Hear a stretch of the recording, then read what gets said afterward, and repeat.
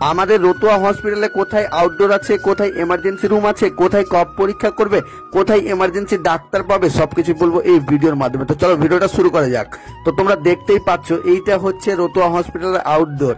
হ্যাঁ বন্ধুরা, আমি চলে এসেছি আজকে রতুয়া হসপিটালে, আর সম্পূর্ণ দেখাবো তোমাদের এই ভিডিওর মাধ্যমে। তো আর সামনে যে রাস্তাটা দেখতে পাচ্ছ এইটা হচ্ছে এমার্জেন্সি রুমের দিকে যাওয়ার রাস্তা। তো চলো তবে এই এমার্জেন্সি রুমের সামনে গিয়ে কি কি দেখতে পাই। এটা হচ্ছে তোমাদের অ্যাম্বুলেন্স পার্কিং এর জায়গা, আর এটা হচ্ছে আমাদের প্রবেশদ্বার যেটা থেকে আমরা আসবো। এবং আসার পরেই কিন্তু তোমরা বাম দিকে যে জায়গাটা দেখতে পাচ্ছ এই জায়গাটা হচ্ছে এমার্জেন্সি ওয়ার্ড।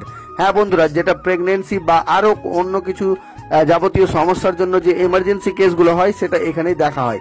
আর সামনে তোমরা দেখতে পাচ্ছ এত বড় বড় বিল্ডিং যে রয়েছে এগুলো হচ্ছে প্রেগনেন্সির জন্য বা কোনো কিছু এমার্জেন্সি কেস যদি হয়ে যায় তাহলে কিন্তু এখানে অ্যাডমিট করানো হয়।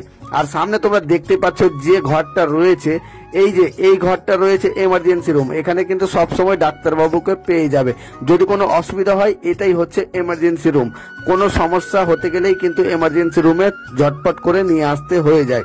আর তারপরেই তোমরা দেখতে পাচ্ছ এইটা হচ্ছে যাদেরকে টিভি বা আরো বড় বড় রোগ হয়ে যায় তাদের কফ পরীক্ষা করার জন্য যে জায়গাটা ওটাই। ভিডিওটা নিজস্ব পরিবারের সাথে অবশ্যই শেয়ার করবে বন্ধুরা। এমার্জেন্সি কেসে তোমরা যদি নিজের বাড়িতে না থাকতে পারো তাহলে এই ভিডিওর মাধ্যমে পরিচিত হয়ে কিন্তু নিজের এসে চিকিৎসা করতে পারবে।